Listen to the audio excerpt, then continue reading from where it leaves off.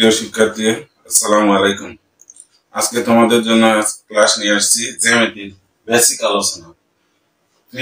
কিছু ত্রিভুজ সম্পর্কে আলোচনা এবং কিছু কোণ সম্পর্কে আলোচনা, যেগুলো না জানলে ত্রিভুজ জ্যামিতি সম্পর্কে উত্তর লেখা কখনোই সম্ভব নয়। তো চলো আজকে এই কয়েকটি কোণ সম্পর্কে এবং ত্রিভুজ সম্পর্কে জানি আমরা। 1 নম্বরে রাখছি সমকোণ। সমকোণ কাকে বলবো? একটা ভূমির উপরে যদি একটা লম্ব অঙ্কন করি, দুই পাশে 90 সমানভাবে দুইটা কোণ তৈরি হবে। এই দুইটা কোণের মধ্যে একটা কোণ 90 ডিগ্রি, 90 ডিগ্রি কোণের মান হলেই সেটাকে আমরা সমকোণ আছে। সমকোণ নিয়ে আমরা আলোচনা করি। সমকোণ কাকে বলবো? একটা ভূমির উপরে যদি একটা লম্ব আঁকি, তাহলে এই ভূমিতে দুইটা কোণ সমানভাবে উৎপন্ন হচ্ছে। এই সমান দুইটা কোণের একটাকে 90 ডিগ্রি, এটাকেও 90 ডিগ্রি বলা হয়। এই 90 ডিগ্রি কোণের মান যখন হবে তখনই সেটাকে আমরা সমকোণ বলতে পারবো। আর সরল কোণ কাকে বলা হচ্ছে? 2 নম্বরে আছে সরল কোণ। সরল কোণ হলো দুইটা রেখা যদি সমানভাবে এসে বিপরীত দিকে এসে যদি একটা বিন্দুতে মিলিত হয়, এই বিন্দুতে মিলিত হওয়ার ফলে যে কোণটা সৃষ্টি হয় সেই কোণটাকে আমরা সরল কোণ বলবো। সরল কোণের মান হলো 180 ডিগ্রি, অর্থাৎ 180 ডিগ্রি। যে কোনো একটা বাহুতে যে কোণটা সৃষ্টি হয় সেই কোণটাকে আমরা বলবো সরল কোণ। এখন 3 নম্বরে আছে প্রবৃদ্ধ কোণ। প্রবৃদ্ধ কোণ কাকে বলবো? যে কোণের মান 180 ডিগ্রির বেশি এবং 360 এর চাইতে কম। অর্থাৎ কোণটার মান যদি 180 ডিগ্রির চাইতে বেশি হয় এবং 360 ডিগ্রির চাইতে কম হয়, তাহলে সেই কোণটাকে আমরা বলবো প্রবৃদ্ধ কোণ। সেটা যে কোনো মানের হতে পারে। আমরা এই কোণটাকেও প্রবৃদ্ধ কোণ বলতে পারি, এই কোণটাকেও প্রবৃদ্ধ কোণ বলতে পারি। এবার 4 নম্বরে আছে সূক্ষ্ম কোণ। সূক্ষ্ম কোণ। সূক্ষ্ম কোণ কাকে বলবো? যে কোণের মান, এই যে এখানে 90 ডিগ্রি আছে, যে কোণের মান 90 ডিগ্রির চাইতে কম হবে, 90 ডিগ্রির চাইতে কম হবে, সেই কোণটাকেই আমরা সূক্ষ্ম কোণ বলবো। 90 ডিগ্রির চাইতে কম হলে সেটা যে কোনো 45 ডিগ্রি হতে পারে, 5 ডিগ্রি হতে পারে, ইভেন 89 ডিগ্রিও হতে পারে, সেটাকে আমরা সূক্ষ্ম কোণ বলবো। 5 নম্বরে আছে স্থূল কোণ। স্থূল কোণ হলো 90 ডিগ্রির চাইতে বেশি কিন্তু 180 ডিগ্রির চাইতে কম। এইরকম কোণকে আমরা কি বলবো? স্থূল কোণ। ধরো এই পাশে এসে 100, এখানে এই পাশে সরল কোণ 180 ডিগ্রি, কিন্তু 180 ডিগ্রির চাইতে যদি 175 ডিগ্রি হয়, তারপরেও সেটাকে আমরা বলবো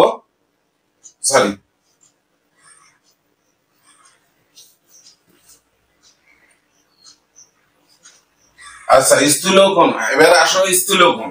স্থূল কোণ কাকে বলবো? স্থূল কোণ যে কোণের মান 180 ডিগ্রির চাইতে কম কিন্তু 90 ডিগ্রির চাইতে বেশি। 90 ডিগ্রির চাইতে বেশি, 180 ডিগ্রির চাইতে কম, তাকে আমরা কি কোণ বলবো? স্থূল কোণ। এবার আসো পূরক কোণ। পূরক কোণ। পূরক কোণ কাকে বলবো?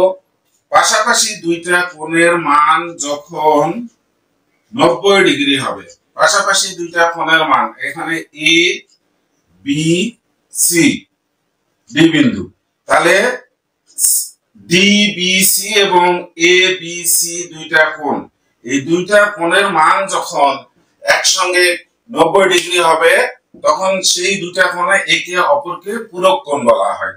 অর্থাৎ এ বি ডি এর পূরক কোণ সি বি ডি এবং সি বি ডি এর পূরক কোণ এ বি ডি। অর্থাৎ যে কোনো একটা ছোট্ট কোণ এবং একটা যদি বড় কোণ হয়, যে কোনো সাইজের দুইটা কোণের মান যখন 90 ডিগ্রি হবে তখন সেই দুইটা কোণের একে অপরকে বলা হয় পূরক কোণ। চলো এবার জানি আমরা সম্পূরক কোণ। সম্পূরক কোণ কাকে বলা হচ্ছে? যে দুইটা কোণের মান যখন এখানে এ বি সি ডি, এই যে দুইটা কোণ সৃষ্টি হলো, এই দুইটা কোণের মান যোগফল যখন 180 ডিগ্রি হবে তখন একটা কোণকে একে অপরের কি বলা হয়? সম্পূরক কোণ। অর্থাৎ এ বি সি এর সম্পূরক কোণ এ বি ডি এবং এ বি ডি এর সম্পূরক কোণ এ বি সি। অর্থাৎ দুইটা কোণের সমষ্টি যখন 180 ডিগ্রি হবে তখন তাকে আমরা সম্পূরক কোণ বলবো। এখন আসো সন্নিহিত কোণ। সন্নিহিত কোণ কাকে বলবো? যদি দুইটা কোণ পাশাপাশি অবস্থান করে, দুইটা কোণ পাশাপাশি অবস্থান করে তখন এ বি সি এখানে ডি দেই, তাহলে ডি বি সি এবং এ বি ডি দুইটা কোণের পাশাপাশি অবস্থান করলে একটা কোণের সাথে আরেকটা কোণ যদি থাকে তাহলে এই কোণের সন্নিহিত কোণ এইটা, এই কোণের সন্নিহিত কোণ এটা। এই কোণটাকে আবার একই সাথে আমরা যেহেতু 90 ডিগ্রি আবার পূরক কোণও বলতে পারি। দুইটা কোণের মান পূরক কোণ হতে বলতে পারি, আবার সন্নিহিত কোণও বলতে পারি। কিন্তু পূরক কোণ হলো অবশ্যই সেটা 90 ডিগ্রি হতে হবে, কিন্তু সন্নিহিত কোণ 90 ডিগ্রি ছাড়াও যে কোনো দুইটা মানের কোণ যদি পাশাপাশি থাকে তাহলে সেই দুইটা কোণকে আমরা কি কোণ বলবো? সন্নিহিত কোণ বলবো। এবার আসো বিপরীত কোণ। বিপরীত কোণ কাকে বলবো? যে কোনো দুইটা রেখা যদি ক্রস করে, এই ক্রস করার ফলে বিপরীতে, এই যে বিপরীতে, এই বিপরীতে এর বিপরীতে এখানে একটা কোণ, এর বিপরীতে এখানে একটা কোণ, তাহলে এই এ বিন্দু এ কোণের বিপরীতে এই এ, আবার বি এর বিপরীতে বি, তাহলে এর বিপরীতে এইটা বিপরীত কোণ, আবার এর বিপরীতে এইটা আছে, এটাকেও বিপরীত কোণ বলা হয়। এবার আসো অনুরূপ কোণ। যে কোনো একটা রেখা যদি আমরা সমান্তরাল রেখা আঁকি, এই সমান্তরাল রেখা আঁকার ফলে এই যে একই পাশে, এই সমান্তরাল রেখার একই পাশে যে কোণগুলা সৃষ্টি হয় সেই কোণগুলাকে আমরা অনুরূপ কোণ বলতে পারবো। এই যে এইটা এ এ এ কোণের অনুরূপ এটা, আবার আমি যদি এটা বি বিন্দু দেই, এটা বি বিন্দু দেই, এটার অনুরূপ কোণ এটা, একই ভাবে এটার অনুরূপ কোণ এটা, এটার অনুরূপ কোণ এটা, এগুলাকে অনুরূপ কোণ বলা হয়। অবশ্যই লক্ষ্য রাখতে হবে যদি একটা রেখাতে যদি সমান্তরাল রেখা টানা হয়, এই সমান্তরাল রেখার প্রত্যেক একই পাশে যে কোণ সৃষ্টি হয় সেই কোণগুলোকে অনুরূপ কোণ বলা হয়। এবার আসো মজার একটা কোণ, একান্তর কোণ। একান্তর কোণ কাকে বলি? যদি দুইটা সমান্তরাল রেখার মাঝখানে, অনেক স্টুডেন্ট ভুল করে সমান্তরাল রেখা আর সমান রেখা, আসলে সমান এবং সমান্তরাল রেখা এক নয়। সমান রেখা আমরা বলতে পারি এই যে দুইটা রেখা পরস্পর যদি সমান হয় তাহলে সেটাকে সমান বলবো, এটা সমান একই সাথে সমান্তরাল। আবার এটাকে যদি আমি বর্ধিত করি তাহলে এটাকে আমরা সমান বলতে পারবো না, কিন্তু সমান্তরাল রেখা বলতে পারবো। সমান্তরাল রেখা সেটাই যদি দুইটা রেখার মাঝখানে সব জায়গায় যদি সমান দূরত্ব বজায় রাখে তাহলে সেই রেখাটাকে, সেই রেখা দুটাকে আমরা সমান্তরাল রেখা বলবো। এখন আমরা যেহেতু একান্তর কোণ আলোচনা করব, তাহলে একান্তর কোণ কাকে বলা হচ্ছে? যদি দুইটা সমান্তরাল রেখার মাঝখানে যদি একটা ছেদ রেখা তৈরি করা যায় তাহলে ছেদ রেখার দ্বারা কয়েকটা কোণ সৃষ্টি হলো, এখানে একটা কোণ, এখানে একটা কোণ, এখানে একটা কোণ, এখানে একটা কোণ, তাহলে আমরা একান্তর কোণ কাকে বলবো? এই যে এই কোণ আর এই কোণ বিপরীতে যে কোণগুলো সৃষ্টি হয় সেই কোণগুলোকে একান্তর কোণ বলবো। অবশ্যই একান্তর কোণ সবসময় সমান হয়। এই কোণ যদি 50 ডিগ্রি হয় তাহলে এই কোণের মানও 50 ডিগ্রি হবে। আবার এই কোণটার একান্তর কোণ হবে এই কোণটা, এর মান যদি 150 ডিগ্রি হয় তাহলে এর মানও হবে 150 ডিগ্রি। তাহলে এটাই হলো একান্তর কোণ। আবার যদি আমরা এইভাবে যদি খাড়া করে দেই লম্ব না একে যদি খাড়া করে দিই তাহলে এর রেখান্তর কোণ হবে এটা, এর রেখান্তর কোণ হবে এটা। তো শিক্ষার্থী তোমরা কোণ সম্পর্কে জানতে পারলে। এবার আমরা 6টা যে এখানে ত্রিভুজ লিখছি সেই ত্রিভুজ সম্পর্কে জানবো। ত্রিভুজ হলো বাহুর উপর ভিত্তি করে আমরা জানি যে 3টা আবদ্ধ রেখা দ্বারা যে ক্ষেত্র সৃষ্টি হয় সেই ক্ষেত্রফলটাকে বলা হয় ত্রিভুজ ক্ষেত্র। তাহলে এই ত্রিভুজগুলো বাহুর কোণের উপর ভিত্তি করে 3 প্রকার। কিরকম? সমকোণ, সূক্ষ্মকোণ এবং স্থূলকোণ।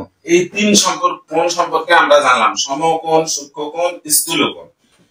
এই কোণগুলোর উপর ভিত্তি করে ত্রিভুজ 3 প্রকার। তাহলে আমরা এখন জানবো সমকোণ। যে ত্রিভুজে একটি মাত্র সমকোণ বিদ্যমান তাকেই আমরা সমকোণী ত্রিভুজ বলবো। এ বি সি, এই ত্রিভুজের মধ্যে বি কোণটা হলো সমকোণ, তাই এই ত্রিভুজটা হলো সমকোণী ত্রিভুজ। তাহলে এখন সমকোণী ত্রিভুজ সম্পর্কে জানলাম, সূক্ষ্মকোণ সম্পর্কে জানবো। সূক্ষ্মকোণী ত্রিভুজ, সূক্ষ্মকোণী ত্রিভুজ কাকে বলছে? যে ত্রিভুজে 3টা কোণই সূক্ষ্মকোণ, 3টা কোণই সূক্ষ্মকোণ, তাই সেই ত্রিভুজগুলোকে বলা হয় সূক্ষ্মকোণী ত্রিভুজ। এটা সবগুলোই 90 ডিগ্রির ছোট। তাহলে এরকম কোণটাকে আমরা বলবো কি? এরকম কোণের ত্রিভুজকে আমরা বলবো সূক্ষ্মকোণী ত্রিভুজ। এবার আসো স্থূলকোণী ত্রিভুজ। তো স্থূলকোণী ত্রিভুজ কাকে বলবো? যে ত্রিভুজের মধ্যে একটা কোণ স্থূল কোণ থাকে সেটাকে আমরা স্থূলকোণী ত্রিভুজ বলবো। তাহলে এখানে এ বি সি, এই ত্রিভুজের মধ্যে এ বি সি কোণটা হলো স্থূলকোণ, তাই এই কোণের ত্রিভুজটাকে বলবো স্থূলকোণী ত্রিভুজ। আচ্ছা, কোণের উপর ডিপেন্ড করে যে 3 প্রকার ত্রিভুজ সেই ত্রিভুজ সম্পর্কে আমরা জানলাম। এবার চলো, এই যে ত্রিভুজের 3টা বাহু, এই 3টা বাহুর উপর ভিত্তি করে ত্রিভুজ 3 প্রকার। যদি একটা হলো সমবাহু ত্রিভুজ, একটা সমদ্বিবাহু ত্রিভুজ, আর একটা হলো বিষমবাহু ত্রিভুজ। সমবাহু ত্রিভুজ কাকে বলা হচ্ছে? যে ত্রিভুজের 3টা বাহুই সমান তাকে আমরা বলবো সমবাহু ত্রিভুজ। আর এ বি সি, এই ত্রিভুজের এ বি সমান বি সি সমান এসি, তাই এই ত্রিভুজটা হলো সমবাহু ত্রিভুজ। এখন আসো তোমার সমদ্বিবাহু ত্রিভুজ।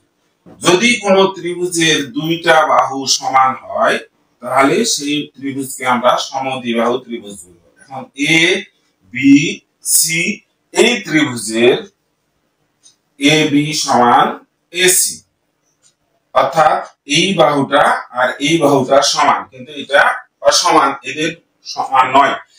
যেহেতু 2টা বাহু সমান এই জন্য এই ত্রিভুজটার নাম সমদ্বিবাহু ত্রিভুজ। এখন আসো আমরা জানবো বিষমবাহু ত্রিভুজ। বিষমবাহু ত্রিভুজ কাকে বলা হচ্ছে?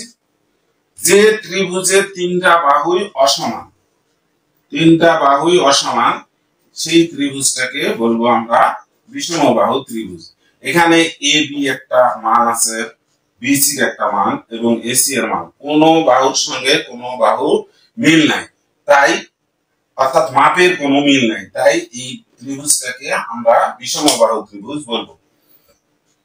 তো চলো, আজকে যদি ক্লাসটা তোমাদের ভালো লাগে তাহলে আমার চ্যানেলটাকে সাবস্ক্রাইব করবে এবং লাইক এবং শেয়ার করবে। এই বলে আমি তোমাদের এই ক্লাসটা শেষ করলাম। আসসালামু আলাইকুম ওয়া রাহমাতুল্লাহ। আর একটা ক্লাস নেও রে।